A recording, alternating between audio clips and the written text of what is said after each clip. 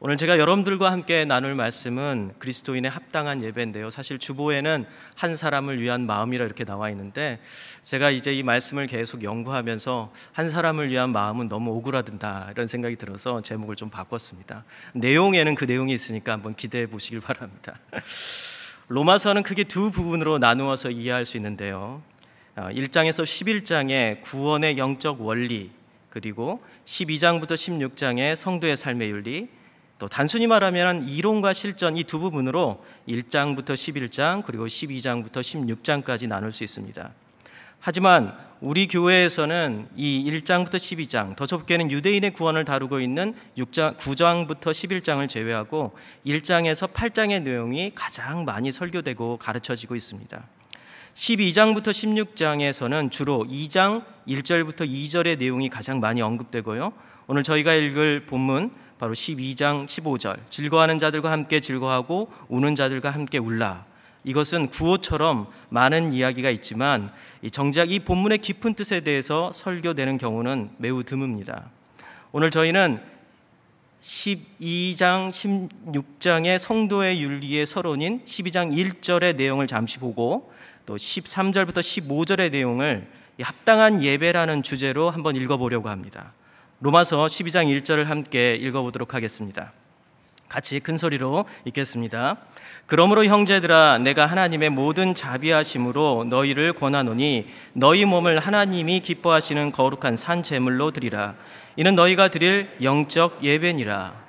이 말씀은 앞에 1장부터 11장의 내용과 이후에 성도의 삶을 다루는 이 12장부터 16장의 내용을 연결하는 브릿지 연결 구조입니다. 그렇기 때문에 그러므로라는 접속사를 사용하여서 앞과 뒤를 지금 이어주고 있죠. 또한 앞의 내용을 이어받고 있는 그 의미상 비슷한 말이 있는데요. 그 말이 바로 하나님의 모든 자비입니다. 1절의 전반부를 원문의 순서대로 제가 번역을 좀 다시 해봤습니다. 그래서 함께 한번 읽어보도록 하겠습니다. 그러므로 나는 형제인 너희에게 강력히 요구한다. 하나님의 자비를 통하여. 이 그리스 언어의 순서대로 제가 번역을 한 건데요. 약간 우리말 어순하고 다르기 때문에 좀 낯설긴 하지만 이 본문의 뜻을 정확하게 이해하기 위해서 한번 제가 번역을 했습니다. 이는 1절부터 11장, 1장부터 11장에서 하나님의 은혜와 자비, 동정과 공감으로 죄 용서를 받고 의로워졌기 때문에 의인에게 요구되는 특별한 삶이 있다라고 지금 바로 이 본문에서 바울은 이야기합니다. 그리고 강력히 요구한다라고 얘기하죠. 이것은 이러한 삶이 자동적으로 되는 것이 아니라는 것을 의미합니다. 의인으로서, 성도로서 산다는 것은 강력한 의지가 필요하다는 것이죠. 이것은 그만큼 세상에서 성도로 산다는 것이 매우 어렵다는 것을 의미합니다. 이어서 바울 사도는 그 요구사항이 무엇인지 구체적으로 말하고 있는데요. 그것은 너희 몸을 하나님이 기뻐하시는 거룩한 산 제물로 드리라. 이 말씀에서 우리가 볼 수 있습니다. 이것도 원문의 순서대로 제가 번역을 했는데요. 한번 같이 읽어보도록 하겠습니다. 그 하나님에게 너희 몸을 제사로 드리라. 살아있고 거룩하며 받을 만한. 몸을 제사로 드린다는 것은 구약의 제사를 떠올리게 만들죠. 어린 양을 죽이고 그 몸을 태워서 드리는 제사가 구약의 제사입니다. 이 구약의 제사는 죄를 용서받기 위한 제사입니다. 그렇기 때문에 죽음의 제사예요. 죽여야만 하고 그것을 태워야만 합니다. 그런데 이미 하나님의 은혜와 자비로 예수 그리스도께서 우리 대신 십자가에서 이 죽음과 피의 제사를 완성하셨죠. 이젠 구약의 제사를 더 이상 드릴 이유가 없게 되었습니다. 그러니 바울 사도가 로마 교회의 성도들에게 그토록 강력하게 요구하는 제사는 구약의 제사의 반복이 아니겠죠. 이어서 바울 사도는 이 몸의 제사의 성격을 이 세 가지로 설명을 합니다. 첫째는 산 제사라고 얘기하고요. 둘째는 거룩한 제사입니다. 셋째는 받을 만한 제사라고 얘기합니다. 우리 성경은 하나님이 기뻐하시는 제사라고 지금 번역을 하고 있어요. 그리고 이러한 제사를 이는 너희가 드릴 영적 예배니라 라고 말합니다. 여기 사용하고 있는 영적이란 단어는 신약 성경에서 단 2번만 사용하고 있는 매우 특별한 단어입니다. 그리스 사람들은 이 단어를 논리적인, 합리적인, 합당한 이러한 의미로 더 많이 사용했습니다. 그래서 지금 현재 번역이 아닌 그 전에 우리 한글 번역에는 영적 예배라고 번역하지 않았고 합당한 예배라고 번역을 해놨습니다. 그러므로 바울 사도는 이제부터는 구약의 죽음의 제사가 아닌 삶의 제사가 성도들이 드려야 하는 당연하고도 자연스러운 예배이며, 이것이 하나님이 성도들에게 원하시는 거룩하며 하나님이 기뻐하시는 예배라고 지금 이 구절을 통해서 우리에게 가르치고 있는 것이죠. 구약 시절에는 죽음의 피해 제사였습니다. 그러나 이미 예수 그리스도께서 십자가에 우리를 위해서 달리시고 죽으시고 그리고 피를 흘리심으로써 더 이상 구약의 의미의 이 피해 제사와 죽음의 제사는 필요가 없게 된 거죠. 그 이후에는 이제는 우리에게 뭐가 필요한 거죠? 생명과 삶의 제사가 필요하다라고 바울은 이야기하고 있습니다. 구약의 제사와 이후의 예수님의 십자가의 제사의 가장 다른 점이 무엇일까요? 그것은 죽음과 삶입니다. 이전의 제사는 죽음을 면하기 위한 제사였다면 이제는 삶을 위한 제사입니다. 죽지 않고 영원한 생명을 얻은 자에게 이제부터 중요한 것은 뭐죠? 삶이죠. 바로 우리가 삶을 사는 일상을 의미합니다. 그렇기 때문에 12장 이후의 내용은 단순히 어떻게 우리 크리스찬들이 살아야 되는지에 대한 성도의 삶과 윤리만을 이야기하는 것이 아니라 성도의 새롭고 변화된 예배가 무엇인지에서 가르쳐주고 있는 것입니다. 이제부터 우리가 드려야 할 예배가 무엇인가? 이제부터 우리 신약의 백성들이 예수 그리스도의 십자가를 의지하고 다시 거듭나고 부활의 생명을 얻게 될 우리 크리스찬들이, 기독교인들이 이제부터 성도들이 가져야 할 진정한 예배는 무엇인가를 바로 12장 이후부터 우리에게 가르쳐주고 있다는 것입니다. 그렇기 때문에 12장 이후부터의 말들이 굉장히 중요한 것이죠. 예배란 교회당에 나와서 드리는 찬양과 기도, 설교라는 그 형식과 감동에 단지 머무르는 것이 아닙니다. 하나님께서는 여러분들이 살아있는 이 몸뚱아리로 살아가는 일상의 모든 것을 통해 예배받기 원하시는 것이죠. 우리의 삶이 예배인 것입니다. 오늘은 그 중에서 핵심이 되는 일상에서 맺게 되는 세 가지의 관계를 말씀드리면서 이 세 가지의 관계 가운데 우리는 어떠한 삶의 예배를 드려야 되는지에 대해서 나누어 보려고 합니다. 이것을 위해서 우리는 조금 세계사 여행을 좀 가려고 하는데요. 이 당시 로마라는 거대 도시의 상황으로 잠시 들어가서 이 로마 사회를 제가 조금 설명해 드리도록 하겠습니다. 지금부터 약 2000년 전 세계에서 가장 강한 대제국이었던 로마의 수도 로마는 이 노예와 이주민들의 노동이 없으면 유지될 수 없는 소위 노예 경제에 기반한 도시였습니다. 실제로 노예와 외국인 이주민들의 비율은 전체 인구의 60% 이상을 차지하고 있었고, 로마 외곽에는 로마가 제국의 영토를 확장하기 위해서 벌린 전쟁을 통해서 획득한 노예들로 이루어진 집단 농장들이 운영되고 있었습니다. 이 노예 집단 농장에서는 로마 시민들이 먹을 음식들을 공급하고 있었죠. 흥미로운 것은 그 당시에도 여러분 지금과 같은 쿠팡과 같은 새벽 배송이 있었다는 것입니다. 2000년 전에도요. 사람은 변하지 않습니다. 그리고 이것을 가능하게 한 것은 로마 하면 떠오르는 명언 있죠. 모든 길은 로마로 통한다입니다. 또한 이런 말도 있습니다. 중국은 성을 만들었고 로마는 길을 만들었다. 중국은 기원전 215년 진나라 진시황이 북방의 오랑캐를 막기 위해서 성을 쌓기 시작한 후부터 약 6350km의 만리장성을 구축하죠. 하지만 로마는 로마에서 시작되는 12개의 큰 도로를 시작으로 포장된 간선도로까지 375개의 도로를 만들었습니다. 그 길이 무려 15만 킬로미터에 달합니다. 지금도 유럽에서는 이 도로들을 볼 수 있고 실제로 이용하기도 합니다. 중국과 로마의 차이는 중국은 성을 통해서 외부 침략을 막는 폐쇄적인 모습이었다면 로마는 그와 반대로 세계로 뻗어나가는 어떤 열린 그러한 정책, 그걸 통해 가지고 문화와 정치를 확장하는 이 개방적인 정책을 폈습니다. 그 결과 로마는요, 서로마가 멸망할 때까지 약 800년이라는 긴 시간을 유지하게 됩니다. 또한 로마를 관통하는 테베레 강은 바로 서쪽 바다로 연결되어서 대서양과 지중해를 통해 유럽과 북아프리카에서 들어온 여러 문물을 받아들일 수 있는, 그야말로 로마는 그 당시 세계에서 가장 중심된 국제도시였죠. 이러한 로마의 성공에는 그 메가시티를 유지하기 위한 음지의 영역, 사람들이 잘 알지 못하지만 그곳에서 일어나는 많은 비극들이 있죠. 이러한 음지의 영역들이 있었다는 것을 의미합니다. 앞에서 말씀드린 것 같이 로마의 물류는 대부분 야간과 새벽에만 이동하였고요. 일종의 새벽 배송이라고 할 수 있죠. 이 일에 종사하고 있었던 부류는 노예나 외국인 노동자들이었습니다. 그리스와 아프리카에서 온 이주민들은 부두와 야간 배송에 종사하는 노동자들이었습니다. 그러기에 이들은 이웃이 야간 배송 업무와 부두 노동, 건축 노동으로 매일 다치고 죽는 사람들을, 이 이웃을 주변에서 쉽게 목격할 수 있었습니다. 이러한 비참한 현실이 세계 초인류 도시 로마의 변두리에서 매일 매시간 일어나고 있었던 것이죠. 산업재해가 계속 일어나고 있었고, 이것을 통하여서 죽은 사람, 다리가 잘린 사람, 그리고 자기 어머니, 아버지, 자기 아들을 잃은 사람들의 눈물과 절규가 계속 반복되고 있었던 것입니다. 그러면 로마의 기독교인들은 어떤 삶을 살고 있었을까요? 학자들은 고고학적 자료를 바탕으로 해서 1세기 로마에서 살았던 기독교인들의 사회적 지위와 거주 지역, 경제적 상태를 밝혀내었습니다. 그 결과 로마 교회 구성원의 다수는요, 약 70% 이상이죠. 이 다수는 로마 시민권이 없는 노예였으며 자유인이어서도 과거 노예 신분이었던 중하위층 계층이었다는 사실을 알게 되었습니다. 또한 학자들은 로마의 지하 무덤을 조사했는데요, 이것을 바탕으로 기독교인들이 거주했을 것으로 예상되는 두 개의 지역을 알아내었습니다. 이곳은 트라스테베레와 아피아 가도였는데요. 우리 지도가 준비되어 있나요? 한번 보여드리겠습니다. 이 빨간 동그라미로 쳐져 있는 곳이 트라스테베레 지역이고요. 그리고 화살표로 쭉 지어 있는 것이 아피아 가도입니다. 이 아피아 가도는 로마의 도로 중에서 가장 물물이 활발하게 움직였던 가장 중요한 도로였습니다. 이 트라스테베레 지역과 아피아 가도를 주변으로 해가지고 우리 기독교인들이, 로마의 크리스찬들이 그곳에 몰려 살았다는 것입니다.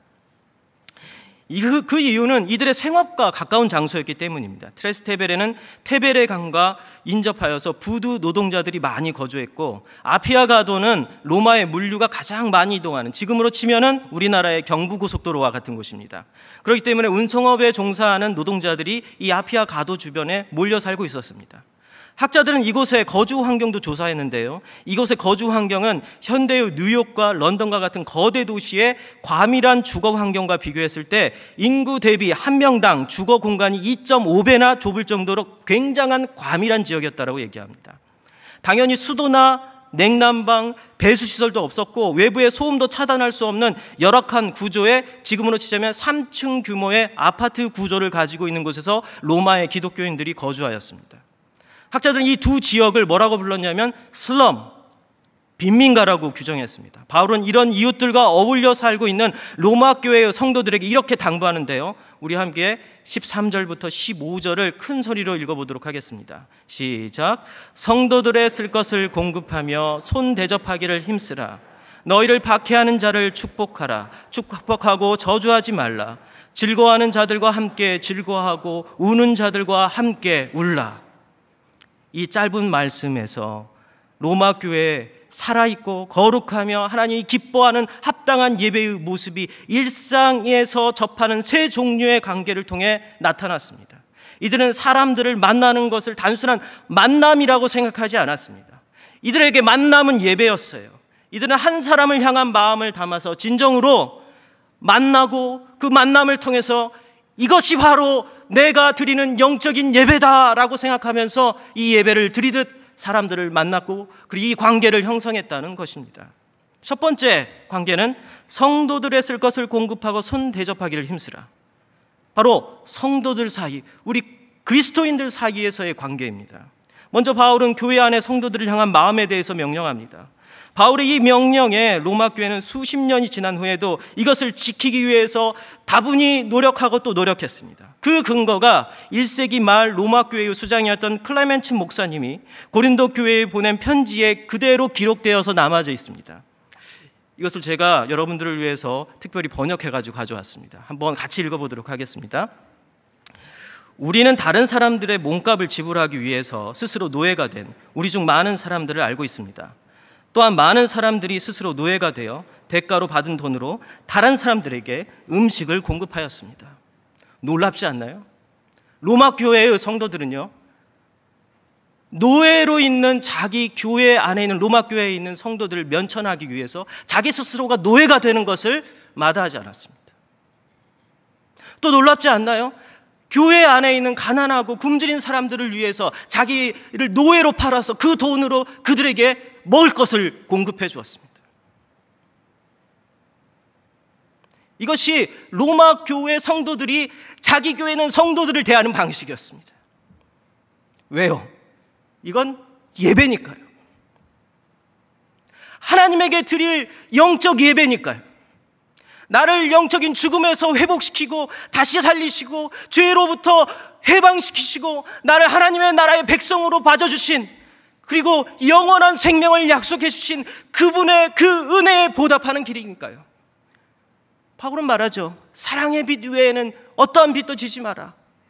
그 사랑의 빛 때문에 이들은 이러한 삶을 살았던 것입니다. 이것은 그들에게 있어서의 그냥 단순히 맺는 관계가 아니라 그 관계는 그들에게 영적 합당한 예배였습니다. 그러니 그 예배를 멈출 수가 있나요? 그 예배를 선택할 수 있나요? 선택의 대상이 아니죠. 그래서 그들은 자신의 목숨과 자신의 삶과 자신의 사회적 지위를 포기하고서라도 내 옆에 있는 형제들의 어려움을, 자매들의 어려움을 그냥 두고 보지 않았습니다. 이들은 로마 교회에 보낸 바울의 편지에 끝까지 응답하고자 했습니다. 두 번째 관계는요, 바로 그 다음 14절에 있는 내용입니다. 너희를 박해하는 자를 축복하라. 축복하고 저주하지 말라. 두 번째는 우리가 살고 있는 국가와 도시, 민족과 우리가 지금 거주하고 있는 이 지역의 공동체를 위한 마음입니다. 이러한 관계죠. 로마는 네로가 집권했던 64년부터 68년, 도미티아누스가 집권했던 90년과 96년, 트라니아누스가 집권했던 98년부터 117년에 계속해서 국가 차원의 기독교를 박해했습니다. 그 이후에도 7번의 박해가 더 있어서 총 10번의 강력한 박해의 기간이 있었습니다.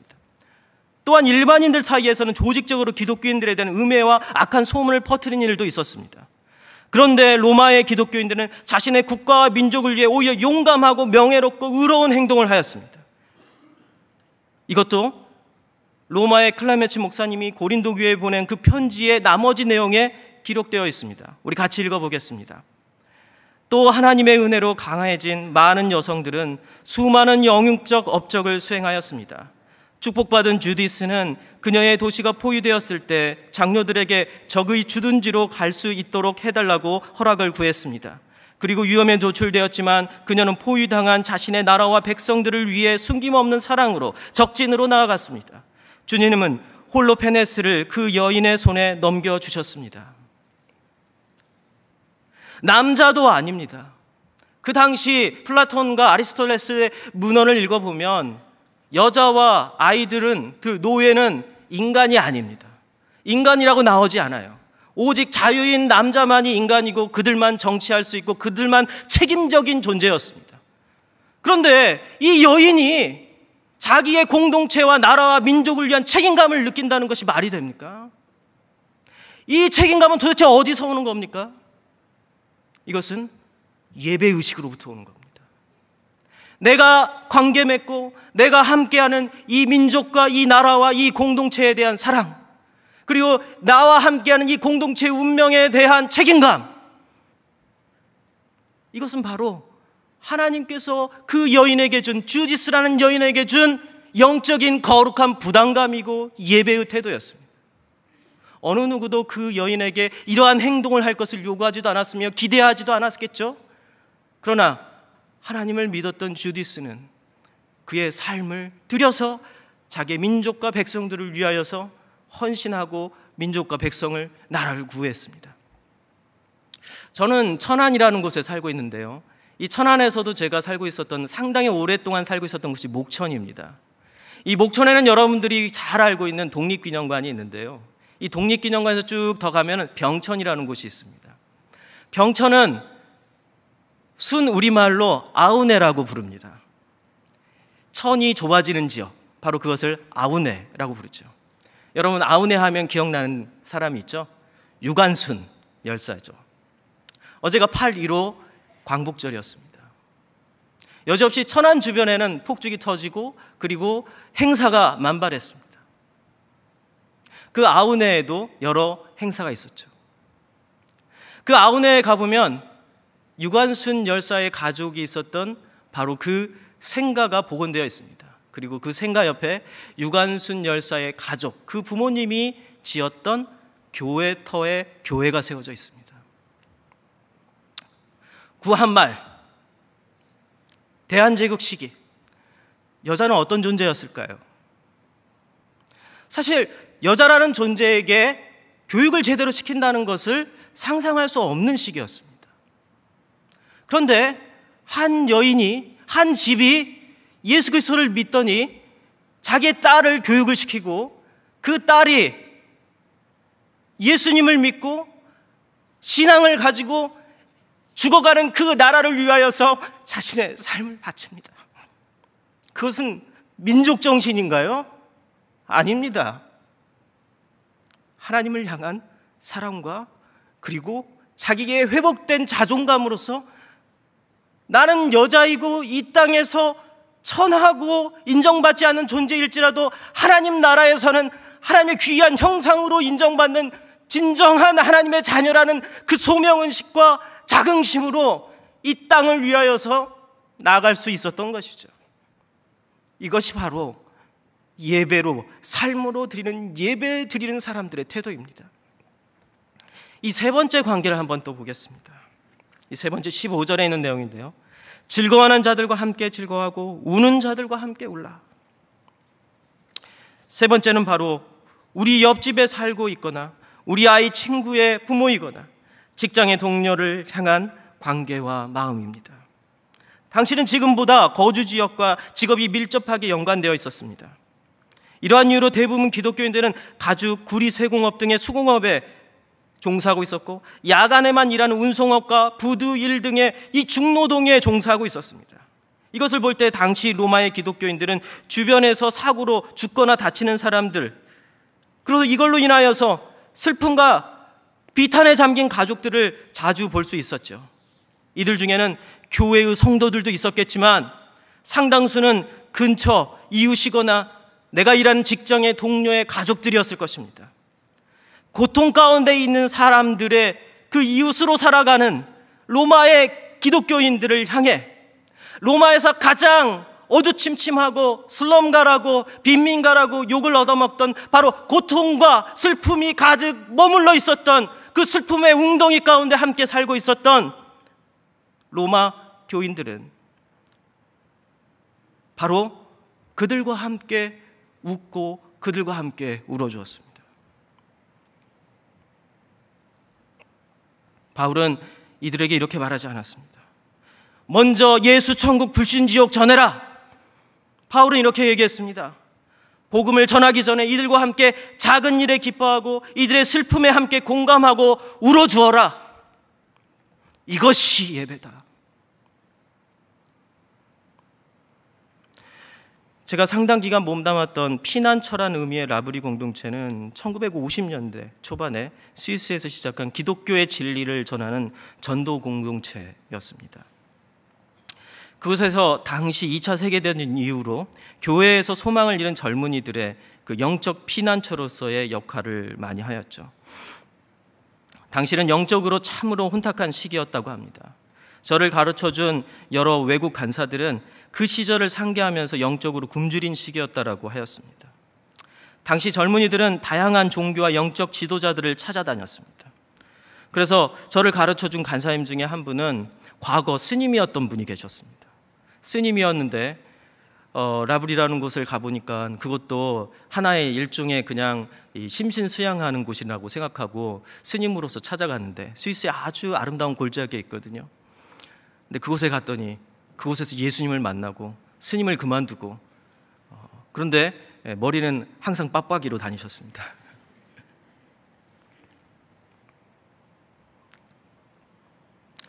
당시에 이들이 개신교에서 찾아갈 수 있는 거의 유일한 공동체가 라브리였다고 합니다.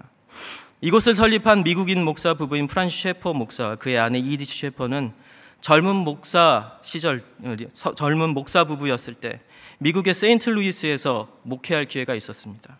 이들의 모습은 그때도 남달랐는데요.